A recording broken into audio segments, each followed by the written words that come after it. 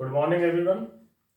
सो स्वागत है आपका अपनी मॉर्निंग करंट अफेयर की क्लास में, जिसमें हम 24 घंटे के पिछले बेहतरीन करंट अफेयर्स के बारे में बात करते हैं और हम अपनी तैयारी को एक नई दिशा देते हैं। सो आज के जो करंट अफेयर्स होंगे उन पर डिस्कशन करेंगे। बाकी वीडियो को पूरा देखा करें, ये एक मेरी आपसे रिक्वेस्ट है। आप सबसे अगर वीडियो आप ओपन करते हैं, देखते हैं करंट अफेयर, जो बच्चे फॉलो कर रहे हैं किसी भी एग्जाम का, वो मैं बोलता हूँ और वीडियो में कि आप किसी भी एग्जाम को फॉलो कर रहे हैं, यूपीएससी से लेके टीचिंग एग्जाम, मैं सारे इंपॉर्टेंट करंट अफेयर्स आपके यहाँ पे फॉलो करवाता हूँ, आपको बताता हूँ as a exam point of view. बाकी करंट अफेयर पे लाइव डिस्कशन करने की कोई जरूरत नहीं है। क्लास छोटी रहे, आपको चीजें कम टाइम में ज्यादा कवर हो जाए, वो मैं कोशिश करता हूँ। वरना चाहूँ तो एक करंट अफेयर पे 10 मिनट हम बात कर सकते हैं, और 10 करंट अफेयर करेंगे तो 1 घंटा लग जाएगा।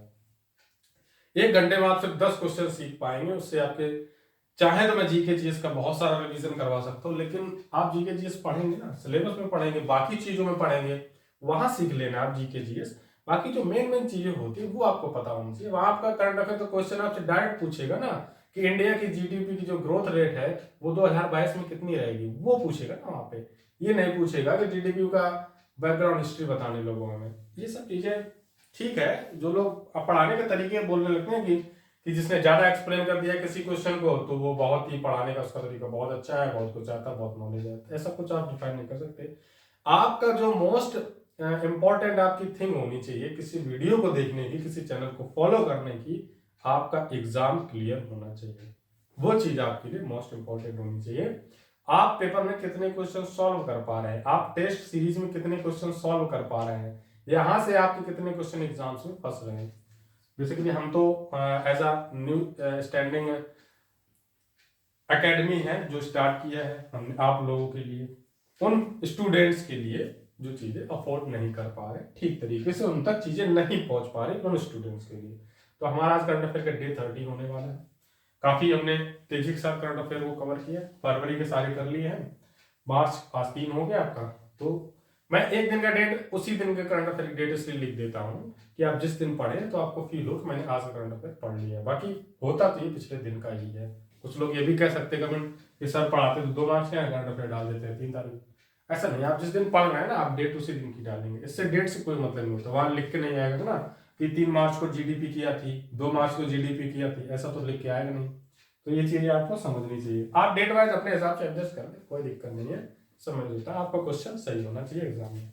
सो आज के जो करंट अफेयर है उन पे बात करते हैं। तो पहला करंट अफेयर आपका जो है वो ये है कि भारतीय ध्वज संहिता, भारतीय ध्वज संहिता 2002। भारतीय ध्वज संहिता क्या है? भारतीय ध्वज संहिता ये है कि इंडिया के जो नेशनल फ्लैग है उसको जो बनाने के तरीके हैं कि किस किस जगहों पे उसको बनाया जा सकता है। किसी को डायरेक्ट परमिशन नहीं है कि कोई भी इंडियन फ्लैग को छाप सकता है, जैसा कि नोट में होता है, इंडियन करेंसी में होता है। वही चीज सेम हमारे इंडियन फ्लैग के बारे में भी होती है। इंडियन फ्लैग के बारे में भी होती है। क्यों होती है? क्योंकि इंडियन फ्लैग हमारा सम्मान है देश का, तो इसको हर किसी व्यक्ति को छापने की इजाजत नहीं दी जा सकती है, बनाने की इजाजत नहीं दी जा सकती है। तो इसके तहत एक अधिनियम आया था, भारतीय ध्वज संहिता 2002। इंडियन फ्लैग आपका जो बोला जाता है, पीनल जो बोलते हैं, पीनल कोड बोलते हैं, आईपीसी सीआरपीसी बोल देते हैं, उसी तरीके से संहिता आपकी उसी से रिलेट हो जाएगी। इंग्लिश वाले स्टूडेंट अपने हिसाब से समझ ले। बाकी हिंदी में आपका भारतीय ध्वज संहिता 2002। तो इसके अंदर कुछ संशोधन किए गए हैं। क्या संशोधन किए गए हैं? इसके अंदर पहला संशोधन ये किया गया है कि अब भारत सरकार ने ध्वज निर्माण में कुछ मटेरियल जो पहले यूज नहीं होता था उसका आप यूज कर सकते हैं। वो ये है कि मशीन निर्मित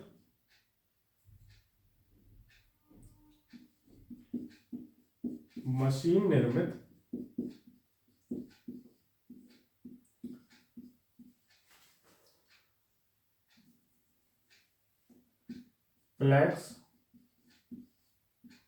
अलाउ कर दिए गए। ठीक है, एक तो ये हो गया मशीन निर्मित फ्लैग्स जो है वो अलाउ कर दिए गए हैं। और इसी में आपका आ जाता है मशीन निर्मित सिक्के। क्या आप कौन किस मटेरियल से बनाए जा सकते हैं? तो पॉलीएस्टर, तो पॉलिस्टर होता है ना, पॉलिस्टर बोलते हैं हम लोग अपनी भाषा में। तो पॉलिएस्टर से जो मशीन से निर्माण किया जा सकता है फ्लैग, उसकी अब अनुमति दे दी गई है। अब आप बना सकते हैं, आप छाप सकते हैं। पहले ये चीज अलाउ नहीं थी, अब ये चीज अलाउ है। तो आपका मोस्ट इंपॉर्टेंट क्वेश्चन हो जाएगा कि पॉलिएस्टर के तहत बनने वाले भारतीय ध्वज की मतलब जो परमिशन दी गई है, अनुमति दी गई, वो किस भारतीय ध्वज संहिता के अंतर्गत दी गई है? तो भारतीय ध्वज संहिता 2002 के अंतर्गत इस चीज को, उस चीज की परमिशन दी गई है। ठीक है, नोट करें जस्ट स्क्रीनशॉट में, फिर आते हैं क्वेश्चन में। कर लिया होगा? तेजी के साथ क्वेश्चन करने की कोशिश करेंगे। बाकी जो इंपॉर्टेंट चीजें बताने लायक होंगी जीके से रिलेटेड, वही पे बात करेंगे, उन्हीं पे बात करेंगे। बाकी चीजों को कोई मतलब तुक बनता नहीं है बात करने का। बाकी आपका पीडीएफ पूरा कोशिश कर रही है हमारी टीम कि आपको पीडीएफ प्रोवाइड करवाई जाएगी।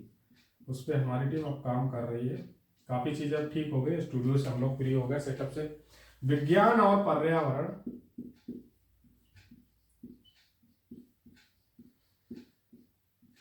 ठीक है, विज्ञान और पर्यावरण रिपोर्ट 2022। तो ये कौन जारी करता है? विज्ञान और पर्यावरण का। एक तो आपकी इंटरनेशनल लेवल पे होती है, तो उसकी बात नहीं कर रहे। इंडिया की तरफ से इंडियन गवर्नमेंट ने जो ये रिपोर्ट जारी की है, तो इसके अंतर्गत क्या बोला है? 2022 की स्थिति के अनुसार भारत, इंडिया,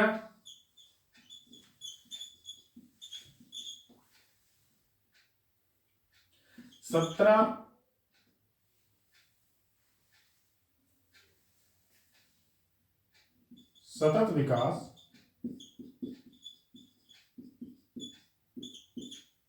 की सूची में 120वें नंबर पे है, 120वें स्थान पर है। पूरा थ्योरी लिखने की जरूरत नहीं थी, लेकिन मैंने एक्सप्लेन करने में लिख दिया। आप पूरा एक्सप्लेन आप सुन लीजिए मैं क्या बताना चाह रहा हूँ। विज्ञान और पर्यावरण रिपोर्ट जो 2022 आई है, जिसको भारतीय सरकार, इंडियन गवर्नमेंट जारी करती है, तो इसमें जो आपके 17 कॉन्टिन्यूस डेवलपमेंट मतलब सस्टेनेबल डेवलपमेंट के बारे में बात की गई है। सस्टेनेबल डेवलपमेंट्स के बारे में बात की गई है। सुन लिया करें, बाकी यहाँ लिखने में थोड़ा डिफरेंस हो जाता है क्योंकि तेज बोलना पड़ता है, तो उतने तेज इसमें लिख भी नहीं सकता हूँ। तो इंडिया ने जो, भारतीय सरकार ने अपने 17 सतत विकास की जो चीजों के बारे में कैटेगराइज किया था विज्ञान और पर्यावरण के क्षेत्र में, तो उस क्षेत्र में भारत की स्थिति क्या है, वो स्थान भारत का सूची में कौन सा स्थान है? 120वें नंबर का स्थान है। मोस्ट इंपॉर्टेंट आपका क्वेश्चन हो जाता है, डायरेक्ट पूछ लिया जाएगा कि इस रिपोर्ट के अंदर इंडिया का कौन सा स्थान है, तो आपका 120वां हो जाएगा। इतना नोट करें, डायरेक्ट ये नोट कर ले, फिर आगे लिख ले इंडिया। और ये रिपोर्ट जो जारी की गई है बाय इंडिया, इंडियन गवर्नमेंट के द्वारा ही जारी की गई है, इस चीज को भी नोट करें। ठीक है, यहां से आपका पूरा क्वेश्चन क्लियर हो जाता है। जस्ट स्क्रीनशॉट ले, फिर आते हैं अगले क्वेश्चन पे। ले लिया होगा स्क्रीनशॉट? जो नोट्स बना रहे हैं वो नोट्स बनाते रहें। नोट्स बनाना आपके लिए फायदेमंद ही हो जाएगा। आप जब खुद से रिवाइज करेंगे, जब हम एमसीक्यू सॉल्व करेंगे रिवीजन के लिए, तब आपको फायदा हो जाएगा।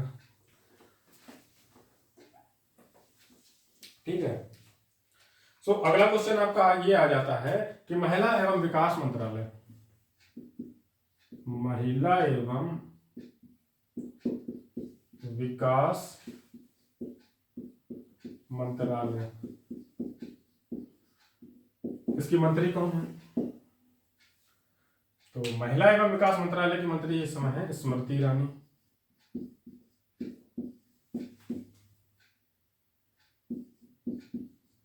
ईरानी जी हैं, स्मृति ईरानी जी। ठीक है, क्योंकि सास भी कभी बहू थी, सीरियल में एक्ट्रेस थी पहले, सबने देखा होगा जो लोग फॉलो देखते होंगे, पहले सीरियल बहुत देखा जाता था, अब इस टाइम तो क्रेज कम हो गया क्योंकि टीवी से हटके हम आ गए फोन से आ गए हम अब वेब सीरीज पे, टीवी सीरियल्स के बाद आ गए वेब सीरीज पे। तो इस वजह से सब लोग जानते भी होंगे। इसमें जो बात करनी है वो ये है कि एनसीपीसीआर के अंतर्गत जो आता है, महिला एवं विकास मंत्रालय के अंतर्गत एक डिपार्टमेंट आता है जिसका नाम है एनसीपीसीआर। तो इसका फुल फॉर्म क्या हो जाता है? तो एनसीपीसीआर हो जाता है आपका नेशनल चाइल्ड प्रोटेक्शन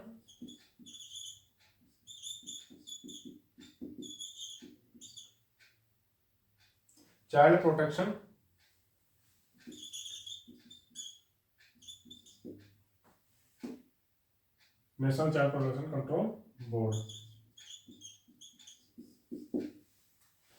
ठीक है, तो ये आपका हो जाएगा एनसीपीसीआर का फुल है राष्ट्रीय बाल अधिकार संरक्षण आयोग बोला जाता है। प्रोटेक्शन बोर्ड वो एनसीपीसीआर लिखा है, ऐसे जाएगा और फुल फॉर्म आपका ये लिख सकते हो।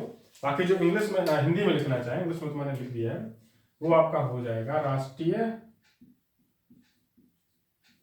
बाल अधिकार संरक्षण आयोग। तो एनसीपीसीआर आपका ये हो जाएगा। ठीक है, तो इसके अंतर्गत एक चीज का अनाउंसमेंट किया गया है, वो ये है कि इसकी जो टैग लाइन है, आदर्श वाक्य जिसके बोलते हैं, जैसे कि हमारा आदर्श वाक्य है कि जो आप कोर्ट्स वगैरह में जाते हैं वहां पे जो लिखा रहता है, तो अशोक के स्तंभ से लिया गया है, देखो मुझे याद नहीं आ रहा है। तो इस टाइप के जो कोटेशंस होते हैं, जैसे टैगलाइन है कि महिला विकास मंत्रालय ने राष्ट्रीय बाल अधिकार संरक्षण आयोग है, तो इसकी टैगलाइन जारी की गई, वो किसके द्वारा जारी की गई है? वो जारी की गई है स्मृति ईरानी के द्वारा। वो टैगलाइन है क्या? तो वो आपकी है भविष्य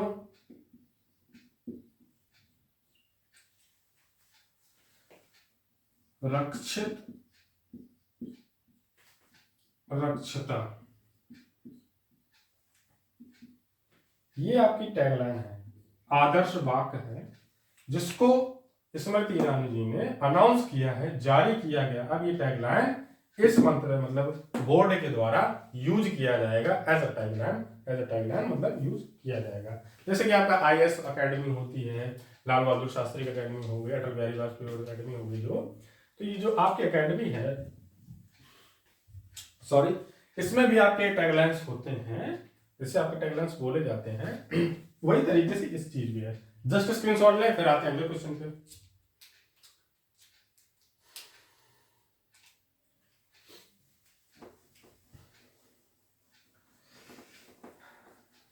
जो लोग नोट कर रहे हैं अच्छे से नोट करते हुए चले।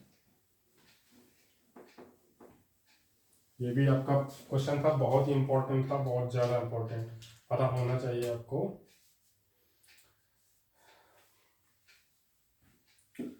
तो एक ये आपका आ जाता है कि नेपाल के बारे में बात करेंगे हम यहाँ पे। तो नेपाल ने एक डील साइन की है, वो किसके साथ? अमेरिका के साथ।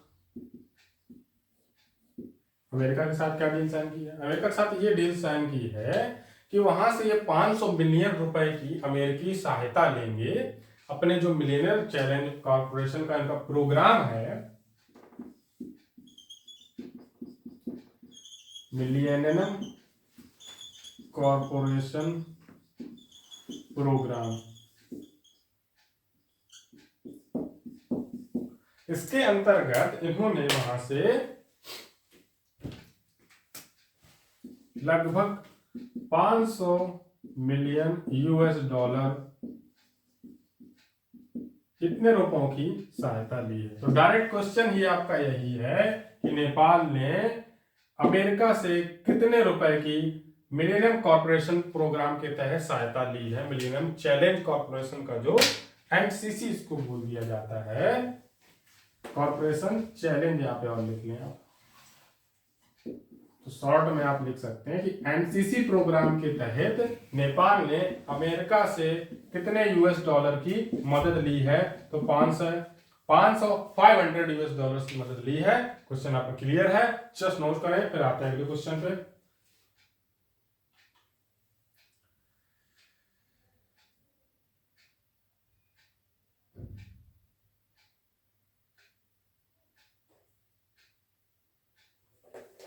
अब आते हैं अगला क्वेश्चन। अगला क्वेश्चन आपका है ISSF। ISSF आपका क्या है, अभी देखते हैं क्या है। तो आपका ISSF है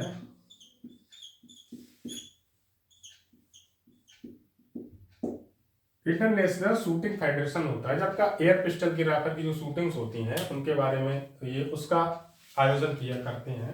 जैसे कि आपका हो जाता है US ओपन हो गया, जो आपका टेनिस का करता है, बाकी आपका हॉकी इंडिया हो गया, एशिया में एशिया कप क्रिकेट में हो गया, जो आपकी लीग वगैरह होती है उसका आयोजन ही करता है।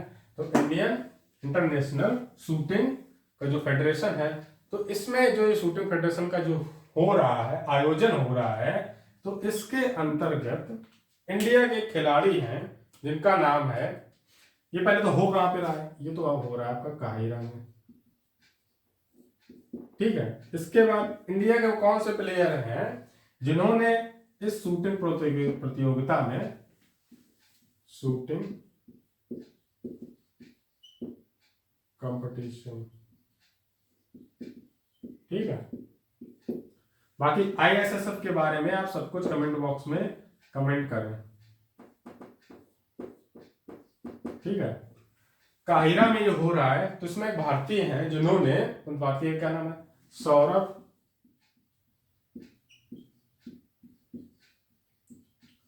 चौधरी, ठीक है। सौरभ चौधरी हैं, इन्होंने गोल्ड मेडल जीता है। गोल्ड मेडल सौरभ चौधरी ने जीता है। इनकी उम्र पर कितनी है, इनकी उम्र है 19 ईयर्स, 16 साल के हैं। सो इन्होंने किस मतलब उसके अंतर्गत जीती है, तो 10 मीटर की कैटेगरी में जीती है। 10 मीटर एयर पिस्टल की कैटेगरी में इसको जीता है, ठीक है। जर्मनी के एक प्लेयर है, उनको हराया है इन्होंने, अर्नोल्ड करके है कोई प्लेयर, उनको हराया है।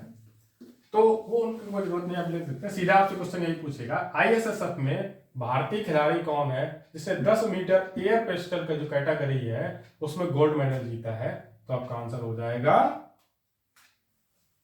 सौरभ चौधरी, ठीक है। हो गया, स्क्रीनशॉट ले।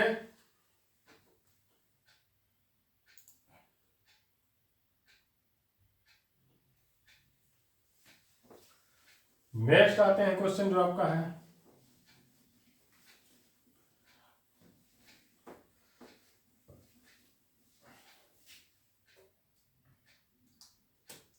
नेक्स्ट क्वेश्चन आपका है GDP आपका 2021 नहीं 2022 और 23 के क्वार्टर की बात करेंगे। 21 तो खत्म हो गया, नया सत्र 22 अप्रैल से का चालू हो जाएगा, 22-23, ठीक है। तो इंडिया की जो GDP है, इंडियन GDP आपका बोल दिया जाता है ग्रॉस डोमेस्टिक प्रोडक्ट, ठीक है। तो ग्रॉस डोमेस्टिक प्रोडक्ट क्या हो जाता है, तो पहले तो इसी को देख लेते हैं, GDP है क्या। ये आपका कोई कंट्री है, यहाँ पे जितने भी सामान बनाए जाते हैं, जिस भी प्रकार का सामान हो आपका डेवलप किए जाते हैं, बनाए जाते हैं, इनको वहां पे उत्पादन करने के तरीकों से और उसकी सर्विसेज में इधर से उधर एक्सपोर्ट करने के लिए, ये दूसरी कंट्री है, ये दूसरी कंट्री है, ये यहाँ पे भेजेंगे, वो यहाँ से चीजें भेजेंगे, ये यहाँ से भेजेंगे, वो यहाँ से भेजेंगे। तो ये जो एक्सपोर्ट इंपोर्ट हो रहा है, और इस देश के अंतर्गत ये जो कंट्री A है, कंट्री B से बिजनेस कर रही है, कंट्री C से बिजनेस कर रही है, ये तीनों कंट्रियां आपस में बिजनेस कर रही हैं। तो इस देश में जो कुछ उत्पादन हो रहा है, जो कुछ इस देश की उत्पादन क्षमता है, और फिर बेचने के बाद और खरीदने के बाद जो भी घाटा, जो भी मुनाफा, जो भी चीजें होती हैं, तो उसको बोल देते हैं ग्रॉस डोमेस्टिक प्रोडक्ट उस कंट्री का। वो इनके लिए भी हो जाएगा, वो इनके लिए भी हो जाएगा, वो इनके लिए हो जाएगा।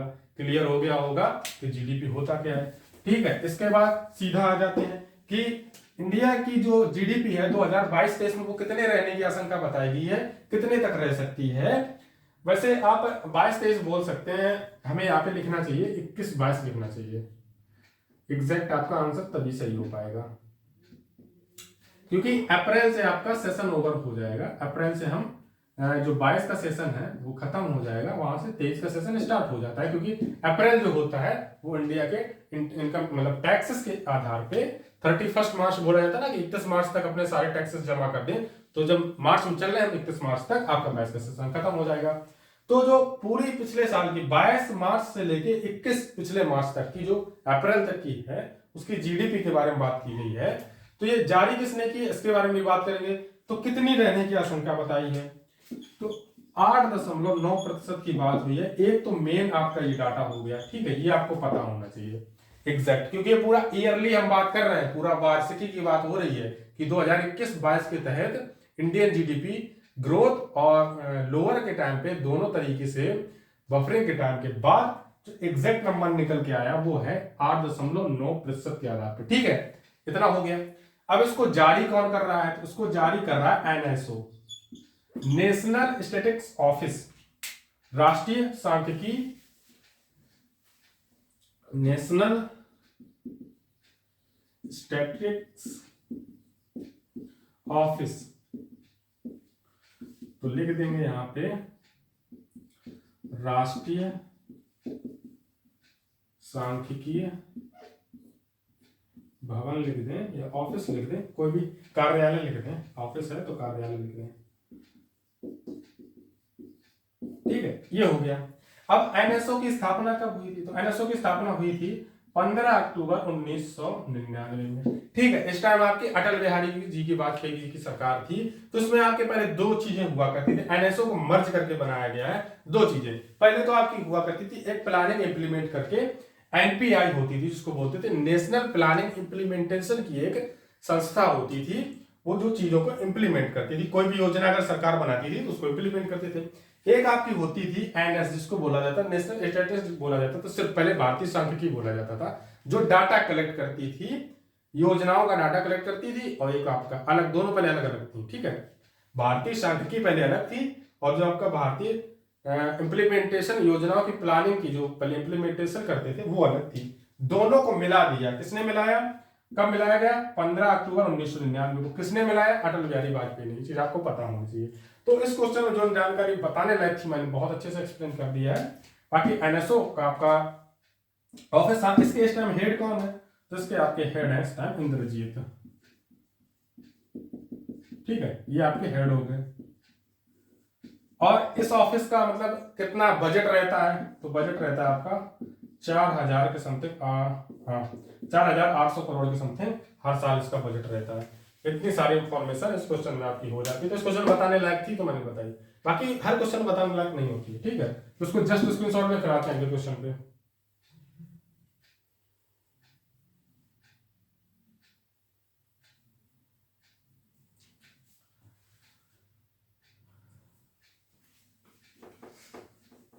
नोट कर लिया होगा।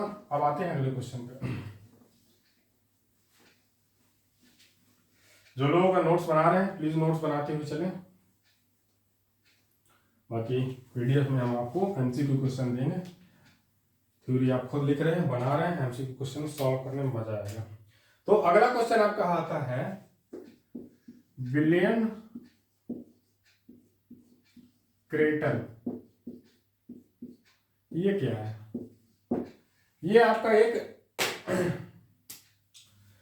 बोलते हैं कि विलियम क्रेटर आपका बोला जाता है, एलन क्रेटर भी बोल देंगे आपको। और दो तरीके से लिखा है, या तो आप इस तरीके से लिख लें,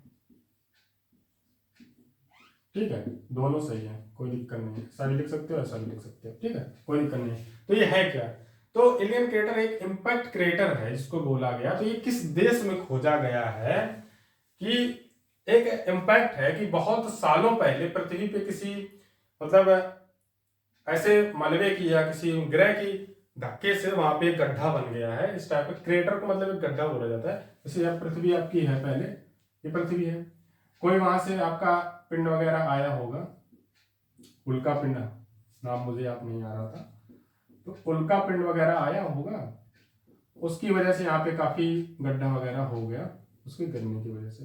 तो किस जगह पे खोजा गया, इस तरीके के एग्जाम्पल, इस तरीके की हम बात कर रहे हैं, तो उसको एलियन क्रेटर बोला जाता है। इस चीज को क्रेटर बोला जाता है, क्रेटर मतलब चिन्ह, पद चिन्ह है उस चीज के, वो कई वर्षों पहले घटित हुई थी। तो ये कितने वर्षों पहले, तो 1 लाख वर्षों पहले ये घटित हुई है। ठीक है,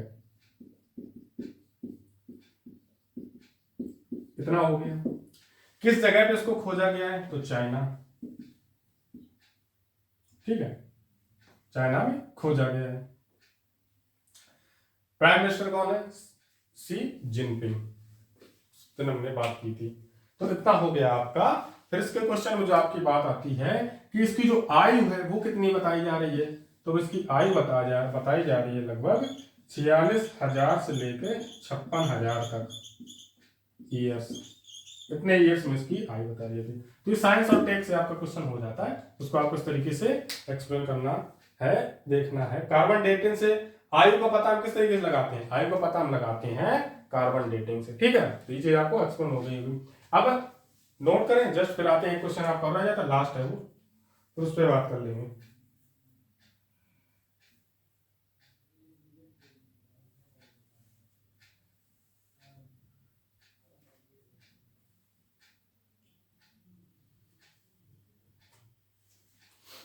सो नेक्स्ट क्वेश्चन आपका है नेवी रिलेटेड है, इंडियन नेवी से।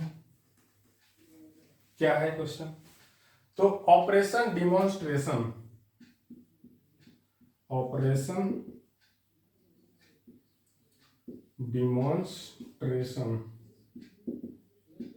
ये क्या है, तो इसका आयोजन कर रहे हैं हमारे इंडियन नेवी कर रही है। किस स्थान पे कर रही है, विशाखापत्तनम में।